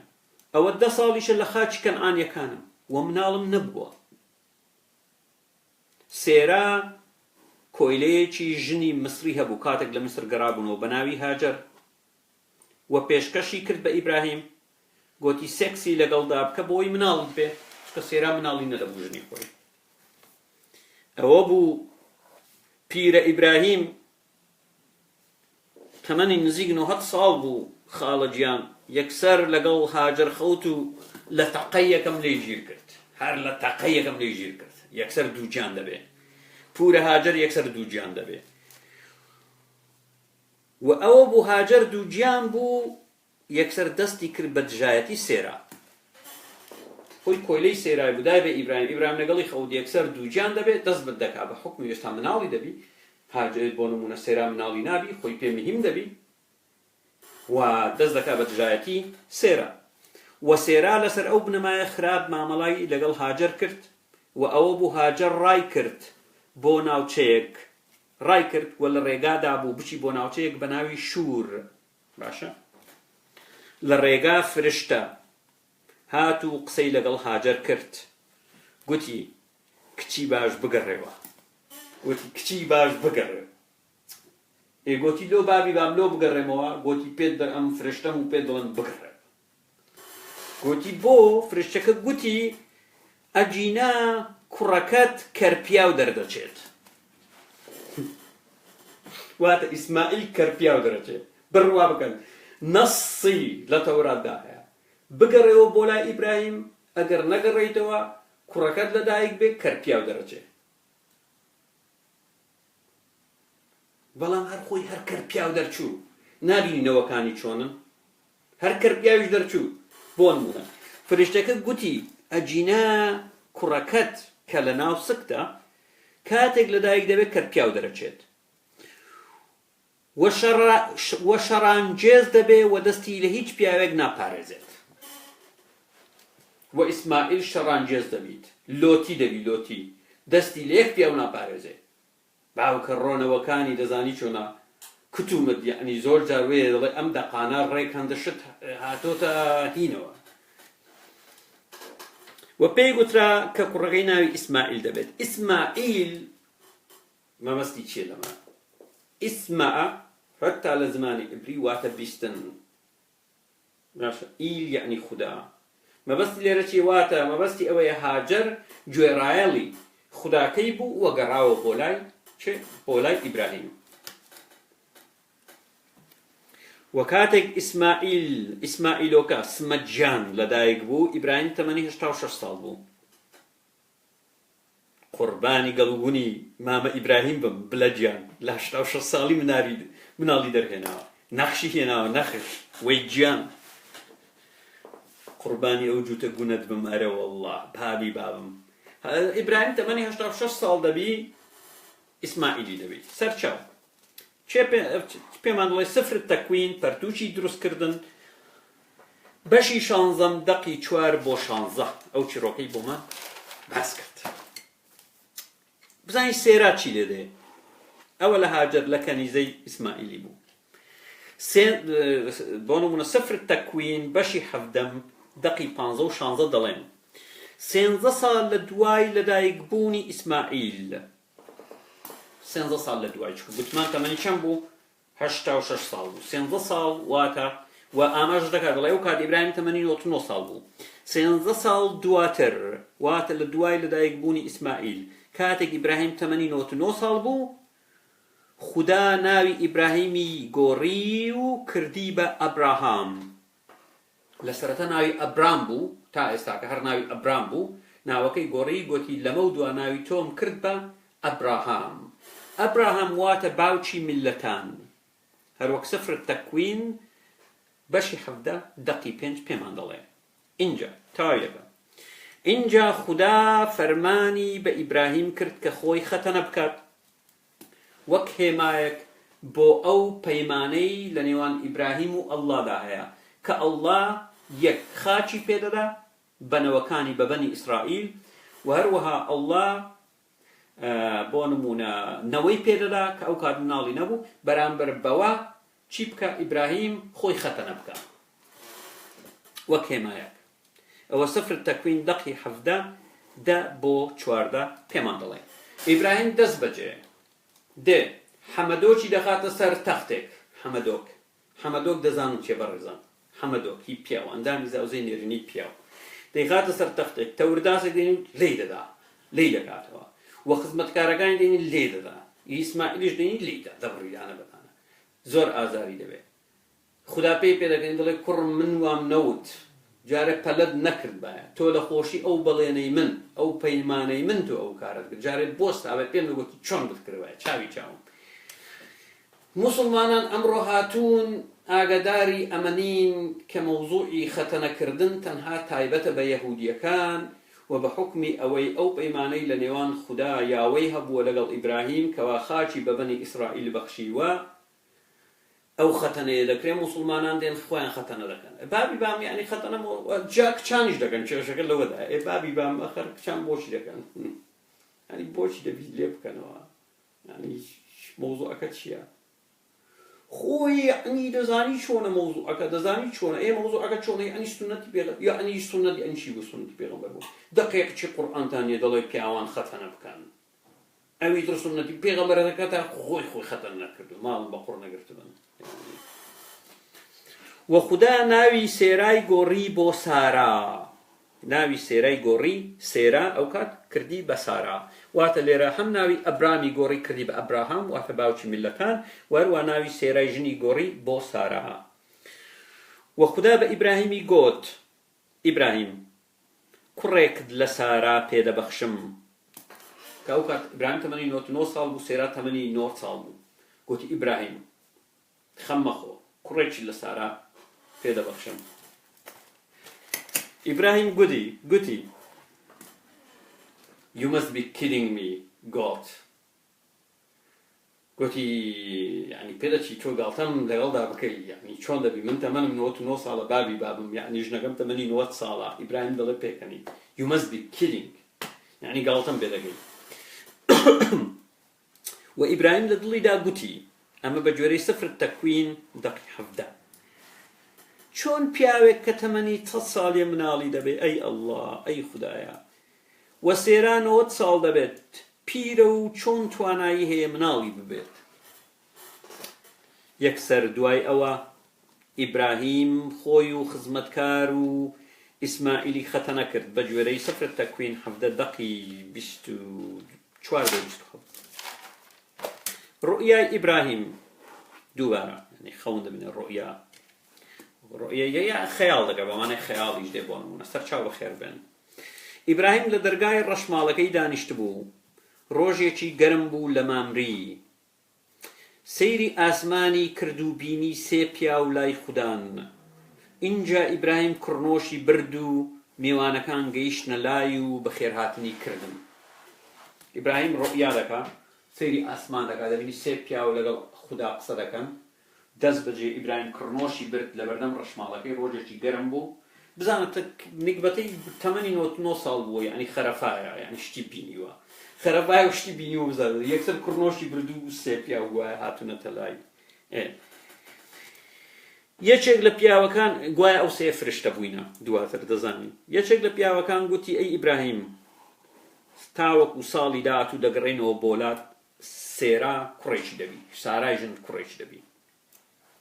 هاتبوون ئەم سێ فرشتەیە بۆ تێکدانی شارەکەی لوت سۆدۆم و گۆمۆرا کەوا هاتبوون پشوە بدەن لا ئیبراهیم اینجا دواتر بۆ ڕۆژی پاشووتر بچن بۆ مەنتیقەی سۆدۆم و گۆمۆرا لەوێ شارەکەی لوت بە حوکمەوەی خەریکی نێربازی بوون تەفرتونای بکە و ئیبراهیم شتیان بۆ دەینی خواردنیان بۆ دەینی و هەتاوەکو دوایی و دواتر دەڕۆن و والحاصل باسی مۆزوعی لوت ناکەین چکە لە بابەتی ئێمە نییە لەدایک بوونی ئیسحاق دەڵێت بە جۆرەی سفر تەکوین دەقی 12 و دواتر دەڵێ ئیسماعیل تەمەنی 14 ساڵ بوو کاتێک ئیسحاق لەدایک بوو باشە ئیسماعیل تەمەنی 14 ساڵ یعنی پیاو بوو کات دەگەین یعنی خەریکی وانەک بووە ئەو کات 14 ساڵ بووە دەگەین کاتێک ئیسحاق لەدایک بوو و ئیسحاق تەمەنی 8 ڕۆژ بوو کاتێک خەتەنەکرا و ئیسماعیل هەمیشە گاڵتەی بە ئیسحاق دەکرد چۆن ئەمڕۆکە موسڵمانە سمێڵ قوتەکان گاڵتە بە بۆ نمونە ئیسرائیل و یەهودی دەکەن هەناشت ئەو ئیسماعیلە شتێکی قەڵب بووە کەرپیاو بووە تێدەگەی هەر وەک دەقەکە سفر تەکوین پێمان دەڵێت کەرپیاو بووە دەڵێتن ئیسماعیل گاڵتەی بە ئیسحاق دەکرد ئیسحاق تازە لەدایک بوو ئیسماعیل 14 ساڵ بووە سێرا بە ئیبراهیمی گوت ئیبراهیم هاجەر و ئیسماعیل دوور بخەرەوە و سێرا گوتی ئیسماعیل نابێت ببێت بە میراتگر چونکە لە ژنێکی کەنیزەیە وەروە خوێڕی و سەرسەریە ئیبراهیم نیگەران بوو وە قسەی لەگەڵ خودادا کرد گوتی ئەی خوایە سێرای ژنم دەڵێ دەبی هاجەر و ئیسماعیل دەربکەی و دەڵێ نایەت بن بە میراتگر من ئەم کارە بکەم یان نا خدا گوتی ئەی ئیبراهیم بە قسەی سێرا بکە و قسەکەی جێبەجێ بکە واتە بە قسەی بکە و قسەکەی جێبەجێ بکە وهروها الله قوتي تنها إسحاق دبيت بيادة هالقري تو ريبازي خدا تنها إسحاق أواني تر نابي يعني أواني تر فشم يجني نابس أو ببي سفر التكوين بشي بشتويك ودقي دوانزا برو دواتر روجي دواتر إبراهيم نانو مشکەیەک یا دەبەیەک ئەو هەرچێک بی ئەو کات هەیان بووە دەدا بە ئیسماعیل و هاجەرە و دەرێ بڕۆن ئەوە بوو دەڵێتن ئیسماعیل و هاجەرە دەچن بۆ بێرشێبە بێرشێبە يعني بئر السبعة بئر يعني بير سبعة يعني حوت واتە ناوچەی حوت بیرەکە کەوا هەر لە فەڵەستینە دەڵێ تاوەکو ئاوی بوتڵەکە تەواو دەبێت کە ئەو کات ئیسماعیل 14 ساڵ بووە کاتێک ئاوی بوتڵەکە تەواو دەبێت هاجەر دەست دەکات بە گریان خوداگوێی لە دەنجی هاجەر دەبێت و فرشتە دەنێرێت و قسە لەگەڵ هاجەر دەکات و بیرێک دەتەقێنێتەوە فرشتەکە ئیسلام هاتوونە ئەم چیرۆکەیان کردووە بەچی بە مەککە یعنی درۆ دەلەسا ئەخەر بزانم چۆن هاجەر و دوادڵ ئیسماعیلۆکە مناڵ بووە یعنی سەیرە یعنی ژنێک و مناڵێک سەیرە چیرۆکە لەوەدایە یعنی خۆشی یعنی لە چیرۆکی تراسی ئیسلامی ناڵی ئیبراهیمیان لەگەڵدا بووە دڵێ تەنها هاجەر و ئیسماعیل بوونێ ئیسماعیل مناڵ بووە ژنێک و مناڵێک مسافەی 1200 کیلۆمەتر ببڕن بە بیابان بێن من نازم بڵێ ئاوێک چۆن بەشیکردن لە ڕێگادا چکە دەڵێتن لە نێوان سەفا و مەروە کاتێک ئیسماعیلۆکە سمەجیان مناڵ بووە هەرچەندە بەپێی ئەوە 14 ساڵ بووە زۆر تینوی دەبی ئاوە نامەنێ هاجر جرت و فردەکە لە نێوان سەفا و مەروە دەست بە گریان دەکا ئەڵڵا گوێ دێت ڕێک ئەو چیرۆکەی بئر شێبەیان هیناوەوات حەو بیرەکە کەوا لە فەڵەستینە هیناویانە گۆڕیویانە بەچی بە نێوان سەفا و مەروە خبار منطق خۆنش منطقیە یعنی دواتر ئیبراهیم ئەو کاتەی کە ئەوانە بەجیان هێشتووە تەمەنی 100 ساڵ بووە یعنی ئیبراهیم دواتر بەتەنیا هاتووە 100 ساڵ بۆ مەککا بۆ ئەوەی بێتە بەدوای ئیبراهیم و بەدوای هاجر و ئیسماعیل ئێستا پێت دەڵێم ئەوەی لەکوێ هینایە ئیسلام وە گۆڕیوێتی ئیسماعیل لە پاران گەورە بوو هەر لە مەنتیقەی فەڵەستینە وە کاتێک گەورە بوو ئەن 14 ساڵ بۆ کات دواتر دایکی ژنێکی مسری بۆ دەهێنێت چکە هاجر مسری بووە بەپێی سفر تەکوین دەقی 14 تاوەکو 21 قوربانی ببورن زان بابەتەکە تۆزێک زۆرە بەڵام چی دەکەیت قوربانی کاتێک ئیبراهیم قوربانی دەکات خدا فەرمان بە ئیبراهیم دەکات کە کوڕە خۆشەویستەکەی بکات بە قوربانی خدا فەرمان بە ئیبراهیم دەکات کە کوڕە خۆشەویستە باشە ئیسلام تۆ دەڵێ سەیرە سەیر یعنی ئینسان زۆر جارەوەیە خەریکە شەد دەبی لە درۆکانتان چکە کاتێک تۆ چیرۆکێک دەگیرۆی دەبی تێک بکاتەوە تۆ خۆت دەڵێ یعنی هاجر و سمەجیان ئیسماعیل ئاوارە و دەربەدەر بوون هاتون بۆ مەککا دواتر چیرۆکی قوربانیەکە دەست پێ دەکات واتە ئیبراهیم ئیسماعیلی لانماوە چۆن تۆ دووبارە ئەنی لە مەککا ئیسماعیلت گەڕاندەوە بۆ لای ئیبراهیم و ئیبراهیم ئیسماعیلی برد بۆ سەر چیاکە و ویستی سەری ئیسماعیل ببڕی ئەخەر بزانن پێم بڵێن یعنی ئەو مەوزوعە زۆر سەیر و سەمەرەیە خودی خۆتان چیرۆکانتان تێک ناکاتەوە خودی خۆتان چیرۆکانتان تێک ناکاتەوە باوی بە یعنی سەیرە ئێوە دەڵێن هاجر لەگەڵ ئیسماعیل هات بۆ مەککا باشە قبوڵمانە قبوڵمان دواتر مەوزوعی قوربانیەکە دەست پێ دەکات چاوی چاوم یعنی دوای لەدایکبوونی ئیسحاق ئەو کات ئیسماعیل و دایکی دەرکراوە چۆن ئەو مەوزوعەشتان گۆڕی خۆی دەزانی چۆنە لە ڕاستیە ئێی گیان ئێی تەلەکە بازی درۆزن ئێی یعنی ئیبراهیم ئێی ئیسماعیلی برویشتی سەری بوو ئەی ئیسماعیل لە مەککە نەبوو ئیبراهیم لە هین نەبوو یعنی چۆن بزانم یعنی چۆن ئەو مەوزوعە یعنی تەرتیب کرا و نازانم چی بوو بەس مۆڕە نەزانم ئێستا دەڵێن قورئان خۆی دەڵێ ئەوە خەون بوو ڕؤیا بوو بۆ پینە و پەڕۆکردن مشکلە نییە دواتر من یەک پرسیار لە هەمووتان بکەم ئینسان دوو مناڵی هەبێ دەزانم هەردووچی خۆش دەوێ بەڵام ئەلبەتە مناڵە بچووکەکە هەمیشە خۆشەویسترا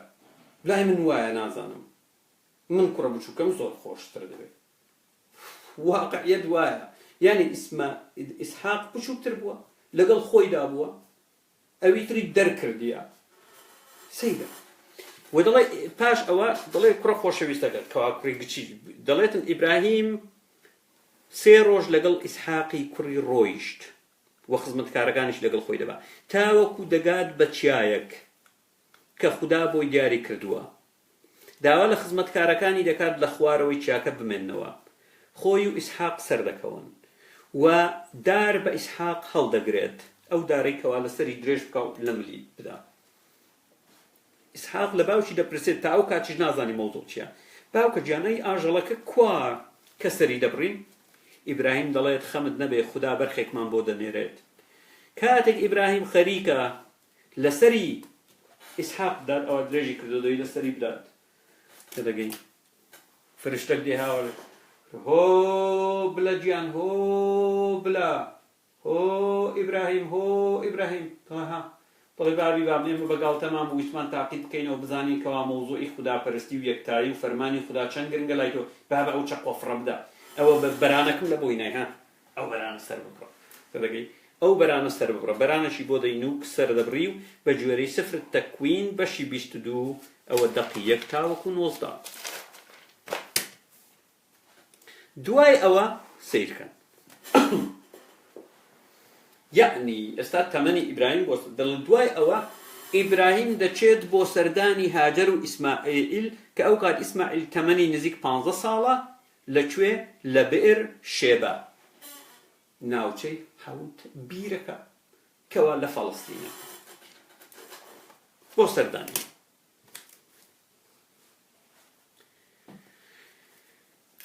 ئیسلام دواتر دێنە سەر ئەو چیرۆکانە بزانین سەر چاوەکەی چیان. و پەرتووچی پیرۆزی یەهودی کە موسڵمانان پێی دەڵێن تەورات بەڵام لە بنەڕەتدا خۆی ناوی سەردەمی کۆنا ڕەگ و ڕیشەی لە ئەفسانەی فیرعەونی و سۆمەری و بابلیەوە هاتووە و هەروە زۆر شتی لە ئاینی زەردەشتیەوە وەرگرتووە. بۆ نمونە تەورات و بەنی ئیسرائیل ئاماژەی پێ دەکا کە دووبارە سەرەتای یەکتایی دەگەڕێتەوە بۆ ئیبراهیم کە دەبێت بە باوکی پێغەمبەران کە لە نەوەکانی ئیبراهیم تەنها ئیسحاق و یعقوب بۆ نمونە ئیسحاق دواتر یعقوب نەوەی دووەم کەوا دەبن بە پێغەمبەر. یعقوب 12 کوڕی دەبێ یەکێک لە کوڕەکانی ناوی یوسف دەبێ. یوسف خۆتان چیرۆکی یوسف دەزانن 11 برای دەبێ لەبەرەوەی کوڕی خۆشەویستی باوکێتی و لە هەمیان بچووکترە هەروە گوتم مناڵی بچووک لە هەمیان خۆشەویسترە هەمیشە. براکانی دەچن دەیانەوەی بیکوژن فڕێی دەنە ناو بیرێک دەگەڕێنەوە لای باوکی دەڵێ کا یوسف دەڵێ گورگ خواردی دەگەی. دواتر کاروان بەلای بیرەکەدا دەچن یوسف دەردێن لەگەڵ خۆیان دەیبن بۆ میسر لە میسر دەیفرۆشن عەزیزی میسر و ژنەکەی دەیکردن پەروەردەی دەکەن و گەورەی دەکەن. ئەوە هەمومان لە فلیمەکان ئەومان بینیوە. دواتر ژنی عەزیزی میسر حەز لە یوسف دەکات. یوسف زۆر قۆز دەبی بینیتانە کاتێک ئەوها دادەنیشی بۆ نمونە لە پشتەوە پڕی دەداتە یوسفی و کراسەکەی دەدڕێنی و دەڵێت ئیلا دەبی سێکسم لەگەڵ کرد شێک بم لە بۆت. وحد نەفسەک پێغەمبەری ئیسلام بادێگۆ بابی بابم پێویست ناکات کراسەکان بدڕێنی. من ئاەتی قورئانم هەیە وإن امرأة مؤمنة وهبت نفسها للنبي وإن أراد النبي أن يستنكحها. خۆم پێویست ناکات کراس بدڕێنی بابی بابم. ئێمە دەقی قورئانمانەیە لە سوورەتی الأحزاب دەڵێتن ئەگەر ژنێکی ئیماندار خۆی پێشکرد بە پێغەمبەری ئەڵڵا کرد و پێغەمبەری ئەڵڵا ویستی بیجێ طەبیعیە پێویست ناکات کراس بدڕێنی. یعنی ئەخلاقی یوسف لە ئەخلاقی ئەڵڵای قورئان زۆر بەرزتر و مەزنترە. یوسف نەیویستێ زینا بکە نەیویستێ خیانەت لەو ماڵەی بکە کەواتێ بەڵام پێغەمبەری ئیسلام ڕێک پێچەوانێ ئەڵڵای ئیسلام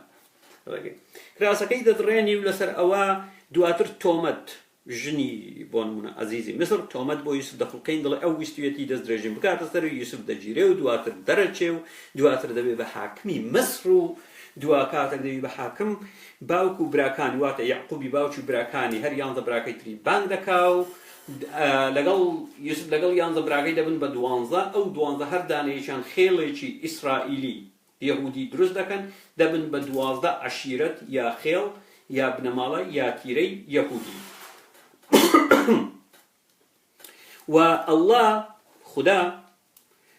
ناوی یعقوب دەگۆڕێت بە ئیسرائیل باشە خدا ناوی یعقوب دەکات بە ئیسرائیل کاتێک دڵێ بەنی ئیسرائیل واتە وەچەکانی یعقوب کەوا 12 تیرە بووینە و لە میسر بووینە. وەچەکانی یعقوب یا بەنی ئیسرائیل هەروە گوتم 12 تیرە دەبن یا خێڵ دەبن بۆ ماوەی 480 بۆ 500 ساڵ لە میسر دەمێننەوە بەڵام لەو ماوەیەدا دەچەوسێنرێنەوە تاوەکو موسا دێ. باشە مەوزوعی ئیبراهیم تقریبا دەگەڕێتەوە 2200 ساڵ پێش زاین 2300 تاوەکو 1800 ساڵ پێش زاین تاوەکو موسا دێ. اینجا موسا ڕزگاریان دەکات و چیرۆکی موسا دەزانن و دارەکەی و شەق دەکا و دەرچوون و هەتاوەکو دوایی کەوا باسی ناکەین. دەیان با بۆ خاچی بەڵێن پێدراو کە بۆ ماوەی 40 ساڵ داخلی نابن دواتر داخلی دەبن. ئەمە چیرۆکەیەکەوە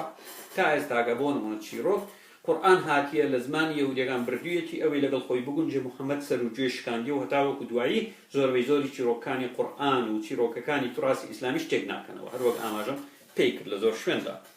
یا خاڵێکی تر یا ئەوەتە ئەڵڵاکەتان دووچاری ئەلزەهایمەرز بووە ئەلزەهایمەر ئەوانەی لەگەڵ بەتەمەن بوون تێک دەچن و عەقڵیان لەسەر خۆی نامێنێ چکە خوداکەتان لە تەورات بۆ نمونە نزیک بە 2300 ساڵ پێش زاین دەڵێ ئیسحاق بووە لە قورئان دەڵێنا ئەوەی ئیبراهیم وشتویەتی سەری ببڕ ئیسماعیل بووە واتە خوداکەتان نزیک بە 3000 ساڵ 2000 ساڵ فکرێک خۆی دەگۆڕێ لە بیری نەماوە کە لە بنەڕەتدا ئیسحاق بووە دوادر کردوێتی بە ئیسماعیل سەیرە باشە سەیرە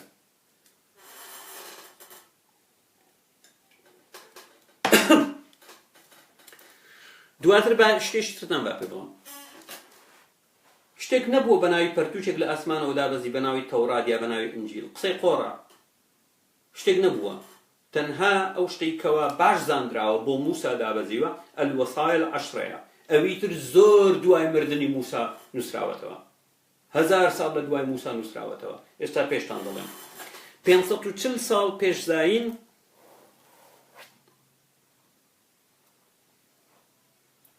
نزیک 600 ساڵ ببورن 600 ساڵ پێش زاین پاشای بابلیەکان نەبوو غوثنەسر نەبوو خوزنەسر هەمووتان بیستوتانە هێرش دەکاتە سەر مەملەکەتی ئیسرائیل و مەملەکەتی ئیسرائیل داگیر دەکات و ئیسرائیلیەکان دەکا بە کۆیلە و دەیانبا بۆ مەملەکەتی بابلی باشە دەیانبا بۆ مەملەکەتی بابلی وەکو کۆیلە وەکو دیل و کاتێک هێشتا وەگوتم نەنووسرایتەوە پەرتو نەتەورات و نەهیچ نەنووسراوەتەوە بوونی نییە ئەسڵان کاتێک دەچن لەوێ لە بابل ئاشنایەتی پەیدا دەکەن بە ئەفسانەی بابلیەکان کە لە بنەڕەتدا ئەفسانەی سۆمەریەکان بووە و دواتر بۆ نمونە لە ساڵی 540 ئەگەر هەڵە نەبم یەکداخە لە ساڵی 539 پێش زاین واتە نزیک بە 6 ساڵ دواتر ئیمپراتۆریەتی فارسی ئیمپراتۆریەتی بابلی دەڕوخێنێت کاتێک دەڕوخێنێت یەهودیەکان ئازاد دەبن هەندێکیان دەچن بۆ ئێران هەندێکیان دێن بۆ نمونە هەر لە بابل دەمێنەوە هەندێکیان دەگەڕێنەوە بۆ ئیسرائیل کاتێک دەستنەوە ئیسرائیل ئاشنایەتیان پەیدا کردیە سەبارەت بە ئەفسانەی سۆمەری و ئەفسانەی بابلی دێن پەرتووکەکانیان دەنووسنەوە پەرتووکی سەردەمی کۆن کاتێک دەنووسنەوە ئەم ئەفسانانە ئەم خوڕافانە کە هی بابلیەکانە هی سۆمەریەکانە تێکەڵ بە پەرتووکەکانیان دەکەن و محەممەد کوتومت ئەم ئەفسانانە لە تەوراتەوە وەردەگرێ دەیباتە ناو پەرتووکەی بە ناوی وەحی ئیلاهی ئەفسانەی بابلی ئەفسانەی سۆمەری کوتومت وەکو ئەفسانەی بابلیە کەوا سۆمەریەکان 4000 ساڵ پێش زاین بوون سۆمەریەکان لە بەشی خوارەوەی میزۆپۆتۆمیا ژیاوبن لە نێوان دوو ڕووبارەکە واتە دجلە و فرات شارستانیان دەگەڕێتەوە بۆ 4000 ساڵ پێش زاین و یەکەم دەستور و نووسین و خەتی مزماری و هەتاوەکو دواییان داهێناوە و لە فەلەکزانی زۆر بەتوانا بوون 2000 ساڵ پێش زاین شارستانیەتی بابلی سەر هەڵدەدات واتە زۆر واتە پێش تا ڕادەیەک پێش ئیبراهیم و هەروەها پێش موسا کە خودی بابلیەکان ئەفسانەکانیان لە سۆمەریەکان وەرگرت بوو وەرگوتمان سۆمەریەکان دەگەڕێنەوە بۆ 2000 ساڵ پێش بابلیەکان و بابلیەکان چیان هەیە مەلحەمەی ئنومە ئیلیش ئنومە ئیلیش کە 1800 ساڵ پێش زاین نووسراوەتەوە و ملیۆنەها تەختەی قوڕین فەخفوری دۆزراوەتەوە کە لە مۆزەخانەکانی دنیا بوونیان هەیە کۆدەکانیان شتێنراوە و خوێندراونەتەوە و ئەم مەلحەمەیە کەوا لە 7 تابلۆیە ئینومە ئیلیش 7 تابلۆی گەورەیە کە باسی مەلحەمەی ئینومە ئیلیش دەکات چی دەڵێن ئەو 7 تابلۆیە 6 تابلۆی یەکەمیان باسی دروستکردنی گەردوون دەکات لەلایەن مردۆخی خواوە خدایەک بە ناوی مردۆخ کە یەکێک بۆ لە خوداکان چکە خوداکان زۆر بوون خدایەک لە هەمیان بەتواناترە بە ناوی مردۆخ لە 6 تابلۆ یەکەم مردۆخ باز لە توانایی و چالاکیەکانی خۆی دەکات سەبارەت بە دروستکردنی گەردوون مانگ خۆر زەوی درەخت ئاژەڵ مرۆڤ هەتاوەکو دوایی باشە لە تابلۆی حەوتەم دوای ئەوەیش لە 6 تابلۆدا مردۆخ باسی دروستکردن دەکەن لە تابلۆی حەوتەم دەڵێ دوای ئەوەی مردۆخ دروستکردنی هەموو پێداویستیەکانی ژیانی دروست کرد لەسەر عەرشەکەی دانیشت وە خوداکانی تر ئاهەنگیان جێڕا بە دەوریدا نەشیدیان بۆ دەگوت. واستوى على العرش لحوتم باش بابين بزانين چۆن بووە وبالضبط قورآن بۆ نمونە دەڵێ خوددا لە 6 ڕۆژ دەواتە 6 تابلۆ یەکەم گەردوونی دروست کرد لە ڕۆژی حوتەم واستوى على العرش و ئەم چیرۆکە بە تەفسیلیەکەی کەوا لەم 6 تابلۆیە وەرگیراوە یەهودیەکان خستویانتە ناو تەوراتەکەیانەوە بە درێژی وەکو ئەوەی چۆن مردۆغ لە 6 تابلۆکە باز دەکە خستویانەتە ناو تەوراتەوە و قورآن لەوی وەرگرتووە چکە تەوراتیش دەڵێت لە 6 ڕۆژدا خوددا دروستی کرد لە حوتەم پشوویدا کەوا ڕۆژی چەندەم ڕۆژی شەممە بوو لەبەرەوە ڕۆژی شەممە ئەڵڵا پشوویداوە یەهودیەکان پشوو دەدەن دەڵێت لە سەرەتا تەنها خودای نموو هەبوو یعنی لە سەرەتا پێش ئەوەی هیچ دروستکردنێک گەردوون مانگ مرۆڤ ئەستێرە هیچ شتێک بوونی هەبی تەنها خودایەکە بۆ بەناوی خودای نموو و هیچی تر نەبوو جگە لە ئاوی سەرەتایی واتە لە سەرەتا خودایەکە بۆ بەناوی خودای نموو ناوەکەی نموو بوو و ئاوی سەرەتایی هەبوو و عەرشەکەی لەسەر ئاو بوو ئیسلام دەڵێ پێش دروستکردن عەرشی ئەڵڵا لەسەر ئاو بوو یعنی ئەمە ناکرێت تۆ بڵێ وەڵای سوتفەیە و نازانم چی بە سوتفەیە چکە لە تەوراتەوە وای وەرتان کرێت تەوراتی سەرچاوەکەی بابلیەکانە و دەڵێت و خودای نموو هەموو شتێکی لەم ئاوە سەرەتایە دروست کرد هەموو شتێکی لەم ئاوە سەرەتایە دروست کرد نەمەوە یان نموو مشکلە نییە چۆنە و چۆن بەڵێ بۆ نمونە ئاەتی حەوتی سوڕەتی هود دەڵێت ئاەتی حەوت سوڕەتی هود دەڵێت وەکانە عەرشەه عەلە الماء واتە عەرشی خوددا لەسەر ئاو بوو پێش دروستکردن و هەروەها ئاەتی سی سوڕەتی ئەلئەنبیا دەڵێت وجعلنا من الماء كل شيء حي واتە وەلە ئاو هەموو شتێکی زیندوومان دروست کرد ئەو ئاوە سەرەتایی کەوا بۆ نمونە ئەفسانەی بابلی ئاماژەی پێ دەکات هەمان شتە قورئان هاتیە دووبارەی کردوتەوە لە تەوراتی وەرگرتی و دێ دووبارەی کردوتەوە دوو نەمووی خوددا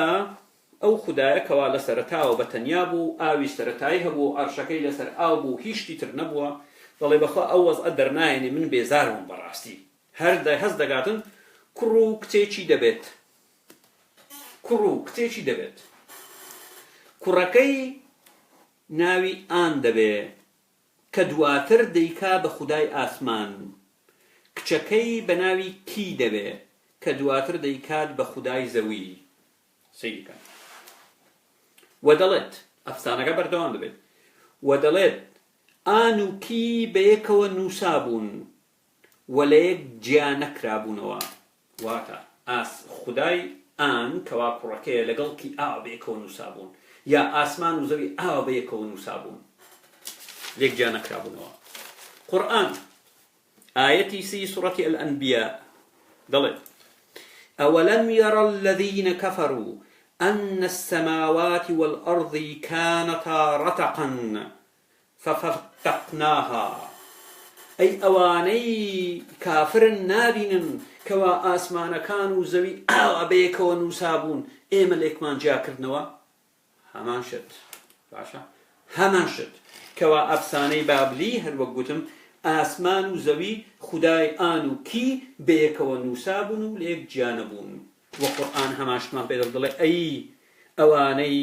ئەی کافرەکان نابینن کە ئاسمانەکان و زەوی بەیەکەوە نووسابوون و ئێمە لێکمان جیاکردنەوە سێەم باشە بۆ دەی جوێن دەدەی من باسی مەوزوعی ئەفسانەی سۆمەریت بۆ دەکەم گەوچ بڕۆ ملی خۆت بشکێنە و کەس داوای لێ نەکردی بێی گوێ لە من بگری تڕکەن من باسی مەسەلەیەکی مێژوویت بۆ دەکەم بۆچی هاتی گوێم لێ دەگری سەیرە ئەو خەڵکە بەڕاستی سێەم ئان و کی کە خودای ئاسمان و زەوی بوون زاوزێ دەکەن ئەوە بەیەکەوە نووسان و زاوزێ دەکەن کاتێک زاوزێ دەکەن مردۆخیان دەبی مردۆخ کە مردۆخ دواتر دەبی بە خودای هەوا ئەوەتە ئان کی بەیەکەوەن خودای هینیان دەبی هەوایان دەبی بە ناوی مردۆخ لە نێوانیان کە خودای هەوا دەبێت لە نێوان ئان و کی و بۆشایەکەی مردۆخ زۆر بچووک دەبێت و مردۆخ نیگەران دەبێت و بە حکمی ئەوەی گەنج دەبێت و چاڵاکی زۆر دەبێت و وزەی زۆر دەبێت هیچی تر تحمل ناکە لەم بۆشایە بچووکە و بەهێزی خارقی خۆی ئان وەکی واتە ئاسمان و زەوی لێکجیا دەکاتەوە دەڵێ ئان واتە مردۆخ کە خودای هەوایە ئان بەرز دەکاتەوە و دەیکاتە ئاسمان و کی نزم دەکاتەوە و دەیکا بە زەوی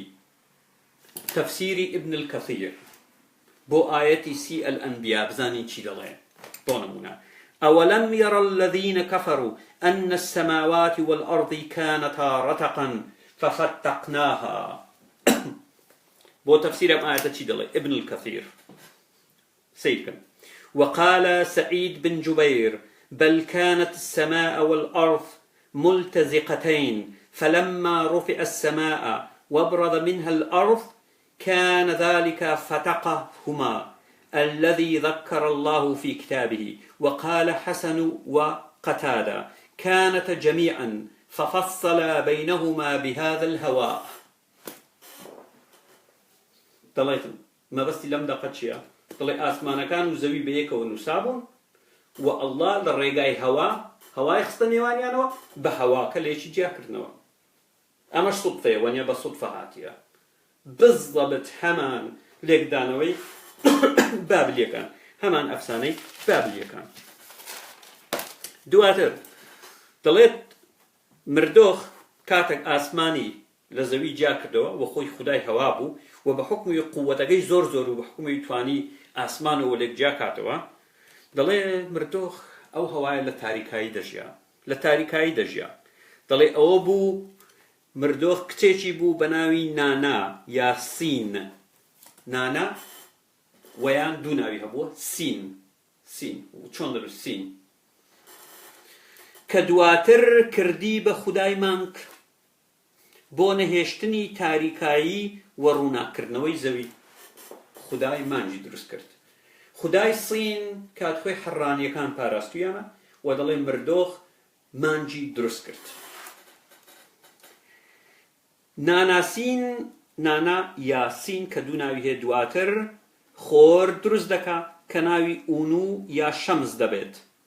کە دەبێت بە خودای خۆر دوای ئەوەی ئاسمان و زەوی لە یەک دوور خرانەوە و ڕووناچی مانگ دەستی پێکرد و تیشتی گەرمی خۆر دەستی پێکرد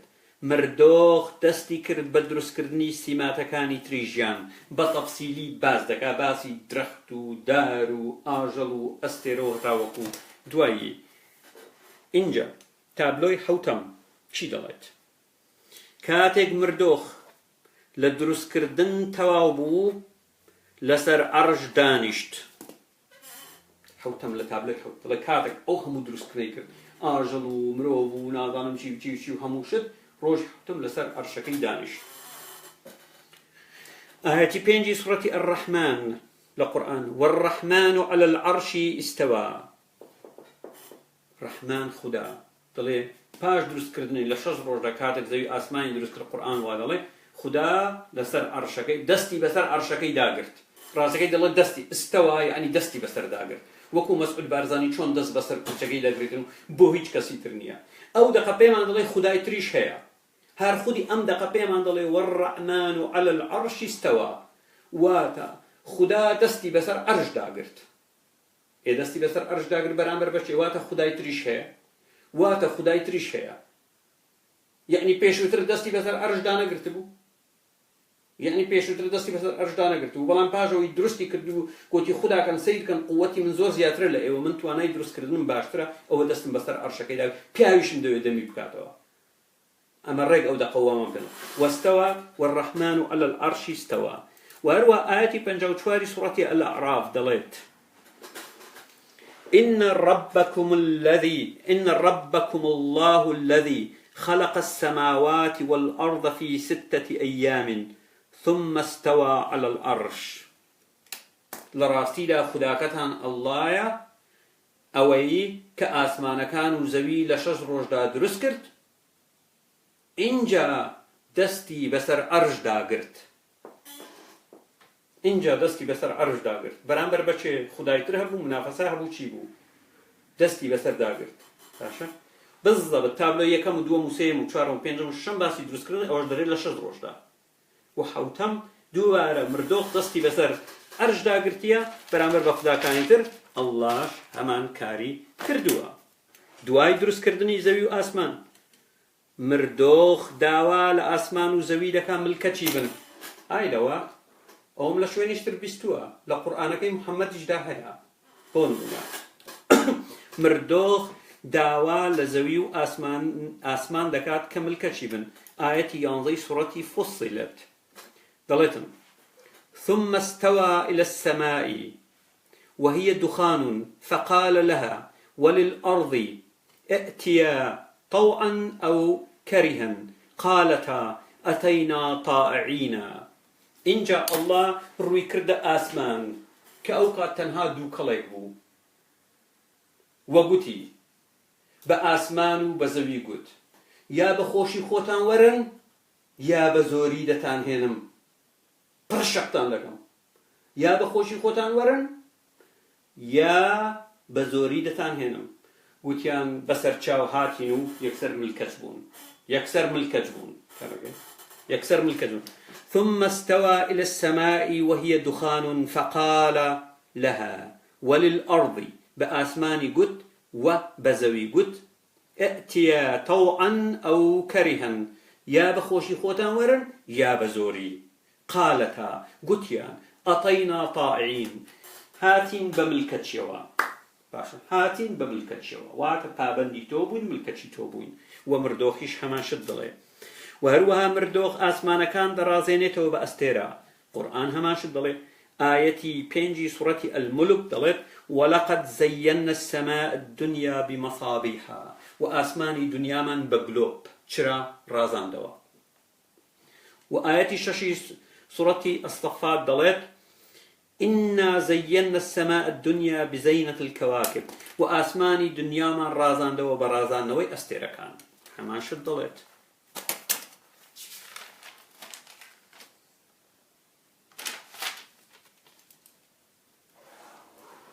دوا بابت كوا زور بكورتي تنانت زورك لميجو نوسان إنكاري أودا كان كسيك بناوي موسى بوني هبوبيت لبنا ردع بونية وهروا أو قمانا لسر مسيحيش بوني هيا بلان ذكر لبرنامج ترباسي بكين سبارت بچي روشي موسى لسر جوني أكادية كما وورجيراوا دتوان بقرنو بو سر جون كأفسانيش سومريا سرجون لزماني خويا ودلت دايكم دو جامبو ومني لسكدابو وبنهيني مني لدايك بو ومني خستناو بلميشي بچوك وسري بلمكي دا پوشي ومني خستناو روباركوا يچيك لخزمت كاركاني پاشا منيان رزگار کرد ومالي پاشا منيان پرورده کردو گوربو كاتك گوربون بوبم بساقي واتا مي اوي مي تدقا ساقي پاشا هواش خۆشەویست دەبێت و جەماوەر پەیدا دەکات و دەسەڵاتی زیاد دەکات دواتر پاشا وەلاوە دەنێت و دەست بەسەر ئەرشدا دەگرێت موسا هەمان شتە یوسف هەمان شتە چیرۆکی یوسف ئەوەندەیە لە بیرەکەیە لەناو ئەوانێ بەڵام ئەگەر هات و سەیری چیرۆکی موسا بکەیت بۆ نمونە فێرعەون خەبەری بۆ دێ کوڕێک لەدایک دەبێت بە پێغەمبەر کەوا تاج و تەختی تۆ وەلاوە دەنێت دایکی موسا مناڵی دەبێت کاتێک مناڵەکەی دەبێت دەیخاتە ناو ڕووباری نیل لەناو سەبەتەیەکەوە دای دەپۆشێ و خانەوادەی فێرعەون هەڵی دەگرنەوە گەورەی دەکەن و دواتر هەڵدەگەڕێتەوە سەرجۆنی یەکەم هەمان شت واتە ئەو چیرۆکە جارێشتر یەهودیەکان لە کوێیان وەرگرتیە دووبارە لە ئەفسانەی بابلی واتە قورئانەکەتان تەنها بریتی لە کۆمەڵێک خوراخە بەڵام ئێوە خودی خۆتان ناتانەوێ مێشتی خۆتان بکەنەوە بشنە ناو بنج و بنەوانیەوە هەر هەمووی هەروەک گوتمان سفر تەکوین زۆر بە جوانی ئاماژەی پێدەگا زۆر مطابقە لەگەڵ ئەفسانەی بابلیەکان و هەروە ئەفسانەی سۆمەریەکان لێرەدا کۆتایی بە بەرنامەکەم دێنم. هیوای بەختەوەری بۆ هەموو مرۆڤێکی بەڕێز دەخوازم وە جارێشتر داوا لە سمێن قوتەکان دەکەم. ئەگەر هاتون نیگەران بە قسەکانی ئێمە کە تووشی شک و گومانتان دەکەن، پێویست ناکە بێن گوێمان لێ بگرن. ئێمە کەسمان دەعوەت نەکردێکەوە بێ گوێ لە قسەکانمان بگریت. بڕۆن بۆ خۆتان لە مزگەوتەکان، دابنیشن لە دیار مەلایەک، باسی مناڵە لووسکەکانی بەهەشتان بۆ بکە، باسی حۆریە تەسک و تریسکەکانتان با بۆ بکە. زۆر باشترە لەوەی کەوا بێن گوێ لە ئێمە بگرن. کەس داوای لێ نەکردون. من ڕۆژێک لە ڕۆژان نهاتم گوێ لە ئێوە بگرم و من حیسابیشان بۆ ناکەم ئەسڵن لە بنەڕەتەوە. چکە ئەگەر خودایەک بوونی هەبێ ئەڵڵا خوددا نییە و ئەو خودایە دەزانێت پشتیوان عەبدوڵڵا چی کردیە و ئێوەش چیتان کردیە و دەزانێت ئێوە مرۆڤی قێزەوەنن و کەرپیاون و عەقڵی خۆتان بەستاوەتەوە و گرێداوەتەوە، ناتانەوێت ڕاستیەکان و حەقیقەت ببینن. چکە ئەو بازنەی کەوا ئێوەیان خستۆتە ناویەوە بازنەیەکە ڕێگاتان پێنادا، هەستەکانتان، عەقڵتان، منتیقتان بەکاربێنن. بڵێن بابێت خوا من بادراسەیەکی ئەو قورئانە بکەم بەڕاستی. ئایا دەکرێت ئەم شتە قێزەوەنانەی لە قورئانەکەی موحەممەد ئاماژەی پێکرایە کە دەقێکی ئیلاهی یا دەقێکی خودایی بی؟ لەوێ دەگەیتە نەتیجە، لەوێ دەگەیتە نەتیجە. کاتێک شاد بۆی بەڕێز و ئازیز هەر بژین لەگەڵ بابەتێکی تر سەبارە بە ئەفسانەی سۆمەریەکان ئەلبەتە بەردەوام دەبین و هەوڵ دەدەم بەرنامەی تریش بهێنمە ئاراوە و هەروە قسە و باسی لەسەر بکەین. دەزانم ئەو بەرنامەی ئەمڕۆ دوور و درێژ بوو و زۆرێک لە بەڕێزان دەڵێن بۆ ئینتەرنێتی کوردستان بەکەلک نایە چکە بەرنامەکان دوور و درێژە خەتای من نییە. خودی ئەو بەرنامانە دەکرا ئێستا من بیکەم بە 6 بەشە و لە 6 بەش پێشکەشیکەم، بەڵام من پێم باشترە لەبەر ئیستیمراریەت کەوا بەرنامەکان لە یەک بەرنامە پێشکەش بکرێت. هەر بژین.